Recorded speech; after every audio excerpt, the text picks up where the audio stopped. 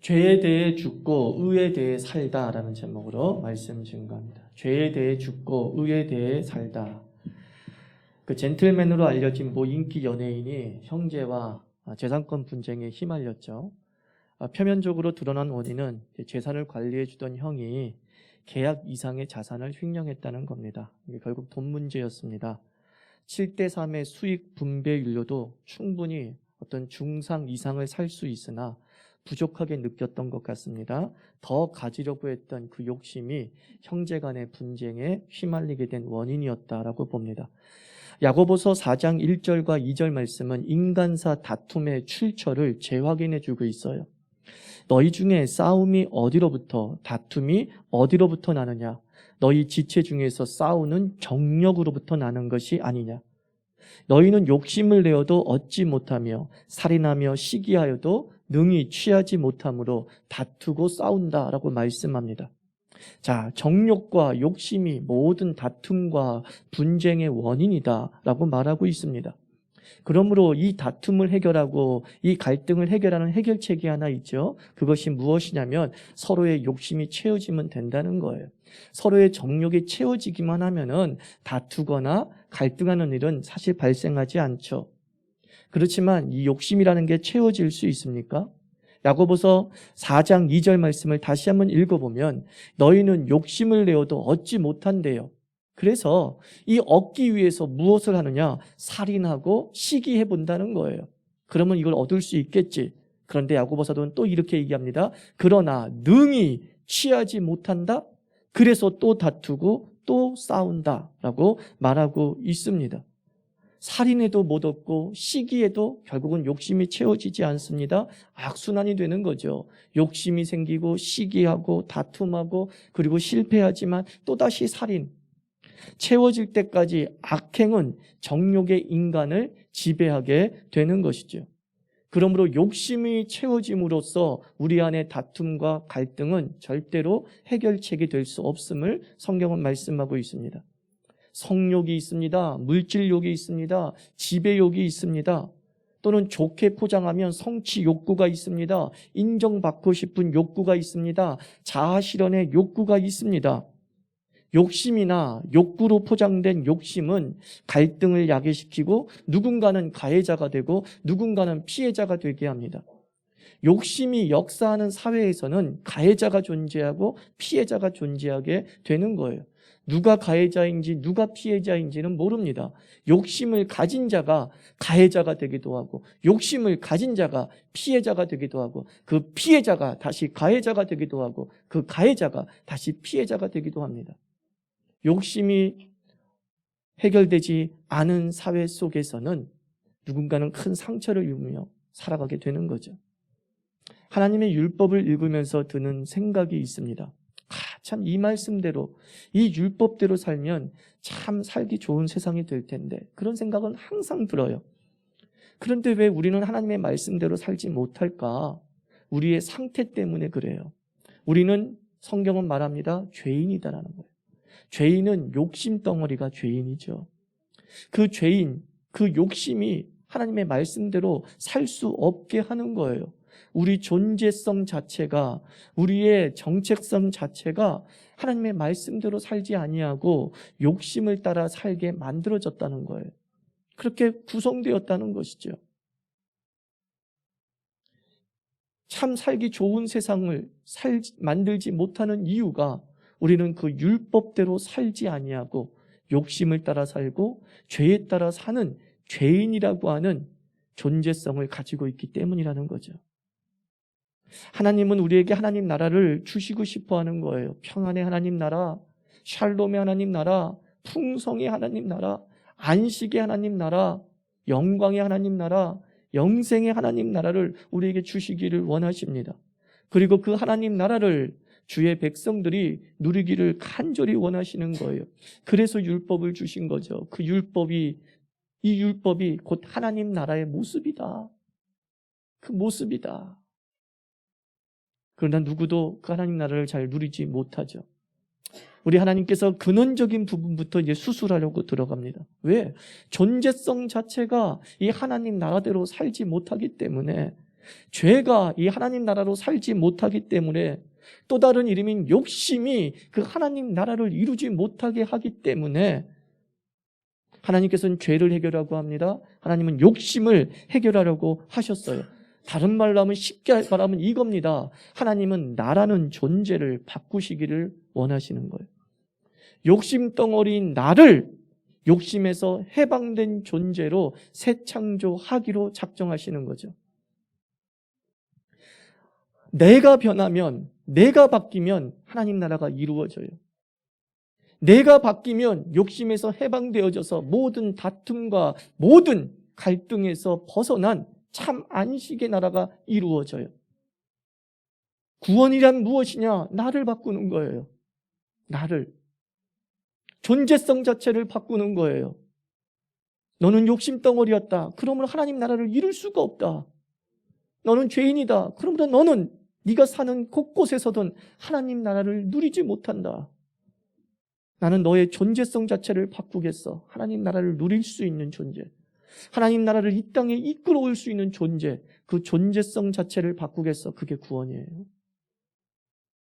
우리가 익히 알고 있었던 죄인을 의인이 되게 하는 것, 그게 구원이에요. 욕심에 사로잡힌 자들이 하나님의 평안에 사로잡힌 자로 만드는 것, 그것이 바로 구원이요 새 창조입니다. 예수 그리스도의 죽음과 예수 그리스도의 부활을 통해서 하나님께서는 새 사람이 창조되는 역사를 이루신 거예요. 오늘 읽은 말씀 골로새서 2장 12절로 14절을 다시 한번 읽어봅니다. 너희가 세례로 그리스도와 함께 장사되고 또 죽은 자들 가운데서 그를 일으키신 하나님의 역사를 믿음으로 말미암아 그 안에서 함께 일으키심을 받았느니라. 또 범죄와 육체의 무할례로 죽었던 너희를 하나님이 그와 함께 살리시고 우리의 모든 죄를 사하시고 우리를 거스르고 불리하게 하는 법조문으로 쓴 증서를 지우시고 제하여 버리사 십자가에 못 박으시고 라고 말합니다. 이것을 신학자들은 연합이라고 하는 단어를 사용해요. 연합, 그것이 무엇이냐? 그리스도의 죽음이 그리스도인의 죽음과 일치한다는 거예요. 그리스도의 다시 사심이 그리스도인의 다시 사심으로 동일시하는 것, 연합신앙이라고 그래요. 연합신앙.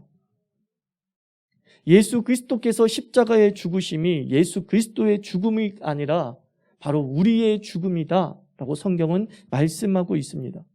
그래서 연합신학을 더 쉽게 설명하면 이런 거예요. 예수에게 일어난 일이 그리스도인에게도 일어난다. 그게 연합신학입니다. 누구에게 일어난 일이요? 예수에게 일어난 일이. 누구에게도 일어나요? 그리스도인에게도 일어난다. 성경은 말씀하고 있습니다. 우리가 예수 그리스도를 믿음과 함께 일어나는 역사에 대해서 갈라디아서 5장 24절은 이렇게 말씀합니다. 그리스도 예수의 사람들은 육체와 함께 그 정욕과 탐심을 십자가에 못 박았다라고 말씀하고 있습니다. 십자가에서 죽으신 예수 그리스도가 정욕과 탐심을 죽었어요. 그런데 그 십자가에서 죽은 정욕과 탐심이 누구의 정욕과 탐심이었느냐? 그리스도인의 정욕과 탐심이었다라고 말씀하고 있어요. 사람의 정욕과 탐심이 그리스도의 십자가에서 함께 죽었다라고 말하고 있는 겁니다. 모든 다툼과 분쟁과 갈등의 원인이었던 그 욕심이 시퍼렇게 살아 우리를 지배하고 있었는데, 그래서 도대체 평안은 찾을 수 없었고 도대체 안식은 찾을 수 없었던 우리 인간사 속에 그 근본적인 문제였던 그 욕심과 죄덩어리를 예수 그리스도의 십자가에서 죽었다라고 말하고 있습니다. 예수 그리스도를 믿는 여러분들, 정말 예수 그리스도를 믿는 여러분은 여러분의 삶을 지배하고 있는 정욕이 죽은 줄 믿습니다. 내 삶을 피폐하게 만들고 관계성을 깨뜨려 버렸던 그 정욕이, 그 욕심이, 그 욕심으로 포장된 욕구가 죽은 줄 믿습니다. 그리고 또한 믿음과 함께 일어나는 역사에 대해서 베드로전서 2장 24절은 이렇게 얘기하죠. 친히 나무에 달려 그 몸으로 우리 죄를 담당하셨으니 이는 우리로 죄에 대하여 죽고 의에 대하여 살게 하려 하심이라. 로마서 6장 11절도 동일하게 말합니다. 너희가 죄에 대해서 죽고 의에 대해서 살았다라고 말씀하고 있습니다. 예수 그리스도가 사신 것은 예수 그리스도만 사신 것이 아니라 그 예수 그리스도의 사심으로 인해서 우리에게 의가 살아났다는 거예요. 우리의 의가, 죽었던 그 의가 살아났다라고 말합니다. 부활, 우리 그냥 몸이 다시 산다, 궁극적인 상태, 또 종말의 때에 이루어지는 아득한 소망으로 여기고 있습니다만은 부활은 언젠가 이루어지는 아득한 희망 고문과 같은 것이 아닙니다. 부활은 매우 현실적입니다. 부활은 지금도 우리 삶에 역사하고 있는 하나님의 은총이라는 거예요. 부활은 이 땅에 하나님 나라가 왔다는 선언이에요. 평화와 안식과 풍성이 이 땅에 왔다라고 하는 하나님의 선언이 바로 부활이에요. 우리가 그리스도와 함께 살았기 때문에, 의에 대해서 살았기 때문에 그리스도인들은 날마다 자기 삶에 죽었던 화평이 살아나고 자기 삶에 죽었던 깨어졌던 관계가 다시 회복되어지는 역사가 일어난다는 거예요. 욕심으로 인한 무한 결핍의식, 쟁취를 위한 무한 다툼의 반복 속에서 우리가 살았지만 예수 그리스도를 믿음으로 인해 우리가 의에 대해서 다시 살아남으로, 부활함으로 인해서 새 사람이 된 그리스도인은 의에 대해서 산다는 거예요. 의에 대해서, 하나님의 나라에 대해서 살게 되는 역사가 벌어진다는 거예요. 그래서 부활은 현실적이라는 겁니다. 부활을 진짜 믿는 사람은 예수 그리스도와 함께 죽고 예수 그리스도와 함께 다시 산다라고 하는 놀라운 이 신비적인 체험을 뼈저리게 영혼 깊숙이 체험한 사람은 그 부활이 아득한 먼 시간 뒤에 또는 내가 죽은 뒤에 일어나는 역사가 아니라 여러분의 삶에서 지금 일어나는 줄 믿습니다. 여러분의 관계가 죽었습니까? 예수 그리스도의 죽음과 부활에 동참한 것이 분명하다면 그 관계는 다시 살아납니다. 누군가 싸우고 다퉜습니까? 예수 그리스도의 죽으심과 부활에 동참한 주의 그리스도인들은 그 관계가 회복되어지게 됩니다. 무한한 욕심으로 인해서 어떤 이는 빼앗고 어떤 이는 박탈감에 시달리기도 하죠. 그러나 그 가해자와 피해자에게 하나님의 놀라운 부활의 은총이 임하게 되었을 때에 가해자와 피해자는 서로 화해하고 하나가 되는 역사가 벌어집니다. 그게 부활인 거예요. 부활은 지금도 진행되고 있는 현실적 은혜입니다. 몸이 다시 사는 것이 아니라 성경은 얘기합니다. 의에 대해서 살았다. 하나님의 의, 하나님이 이루고 싶은 법칙이 있다는 거죠. 하나님 나라의 법, 하나님 나라의 그 공의, 그 공의대로 살면 세상은 되게 좋은 세상이거든요. 그 좋은 세상을 살 수 있게 된다. 그게 부활이에요. 궁극적으로 하나님과 함께 사는 날이 우리에게 이루어지겠지만 그것이 공백 기간을 갖고 있는 것이 아니라 우리가 숨쉬고 있는 육체의 삶 속에서도 끊임없이 의에 대해서 사는 역사가 우리에게 일어나는 줄 믿습니다. 사순절 지난 2주 동안 우린 찰스 스탠리의 용서를 낭독했어요. 미움, 이기로 인한 다툼, 그리고 상처 입은 영혼이 우리가 얼마나 많은지 속으로 들어가면 누구나 한 명 이상의 사람에게 상처를 받았다라고 말하죠. 한 가지 이상의 상처를 품고 살고 있음을 알게 됩니다. 상처 주는 이는 자신이 상처를 주는 줄 모릅니다. 상처 주는 이는 그 사건 이후에 아무 문제 없이 사는 것을 당연합니다. 반면에 상처받은 이는 평생 가슴에 박힌 생채기로 모나고 힘들게 사는 거예요. 그래서 하나님의 해결책은 뭐라고 그랬어요? 용서라고 그랬죠. 용서는 가해자를 위한 것이 아닙니다. 그죠? 용서는 피해자를 위한 것, 하나님의 선물이다라고 그 스탠리가 얘기하잖아요.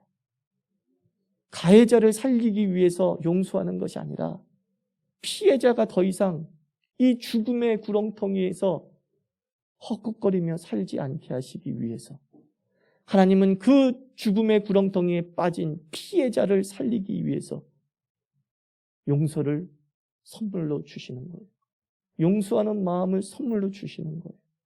그래서 네가 먼저 벗어나라. 네가 먼저 살아나라. 그게 사실 용서예요. 십자가에서 죽음을 체험하지 않는 이는, 십자가에서의 부활을 체험하지 않은 이는 용서 구하지 않습니다. 그리고 용서하지도 않습니다. 미안하다, 죄송하다, 용서해달라는 말, 이 자존심, 그리고 이 악한 뻔뻔함은 허락하지 않습니다.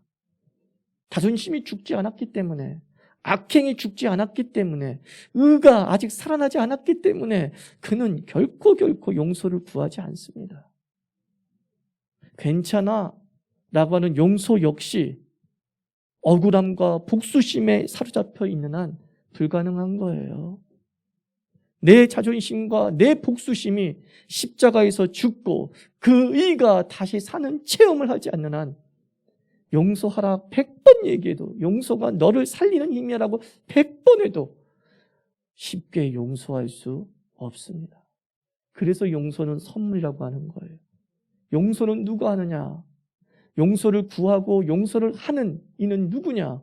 십자가에서 죄에 대해서 죽고 의에 대해서 다시 살아나는 부활의 체험을 한 이만이 미안합니다라고 용서를 구할 수 있고 괜찮습니다라고 용서할 수 있게 됩니다. 그러면서 어떻게 돼요? 서로 살아나는 역사가 벌어지죠. 그 이전엔 둘에는 다툼이었으나, 그 이전에는 둘에게는 갈등이었으나 예수의 죽음과 부활을 깊이 체험한 그리스도인에게는 이제는 화평이니라. 막힌 담이 허물어지고 둘이 하나가 되는 역사가 벌어지게 됩니다. 저는 우리 그리스도인의 가정에서부터 먼저 이 화해가 일어나기를 축원합니다. 우리가 가장 먼저 용서해야 될 사람은, 아니 용서를 구해야 될 사람은 우리 가족 아닙니까? 여러분, 예수 믿는 사람이죠. 예수 그리스도의 죽음과 부활에 동참했음을 믿습니까? 그러면 용서를 구하십시오. 가능해질 겁니다. 한번 해보세요. 용서를 구해볼까? 옛날에는 에이씨 내가 무슨 잘못했다고. 그러나 용서를 구해볼까 하는 마음속에 그래 해봐 라고 하는 하나님의 용기가 생길 겁니다. 예수 그리스도의 죽음과 부활을 체험한 그리스도인은 그 가족을 용서할 겁니다. 괜찮아. 너도 그럴 만한 이유가 있었겠지. 우리 앞으로 잘 지내자. 누가요? 그리스도의 십자가 안에서 죄가 죽고 그리스도의 십자가의 부활 안에서 의가 다시 산 사람에게는 이런 모든 죽은 것들이 하나님 나라에 대해서 죽었던 의가 살아나서 하나님께서 원하시는 창조의 원형인 평화와 안식과 그리고 풍성의 삶을 누리게 되는 줄 믿습니다. 오직 예수와 함께 죽고 예수와 함께 사는 신비를 체험한 자만이 그 용서의 상호성이 일어나는 거예요. 용서를 구하고 용서를 하는 역사가 일어나는 것이죠. 그로 인해 다툼이 종식되고 그로 인해 참 안식을 누리게 되는 줄 믿습니다. 말씀을 맺습니다. 우리는 의에 대해서 산 자입니다. 의를 행할 수 있습니다. 더 라는 그 욕심을 부리지 않고 만족, 감사, 나눔, 베풀며 살 수 있습니다. 부활은 현실입니다. 의에 대해서 다시 살아난 사람, 새 사람이 된 사람, 새 창조된 그리스도인의 삶에는 안식과 평안과 감사가 살아나서 그것이 전부인 인생이 될 줄 믿습니다.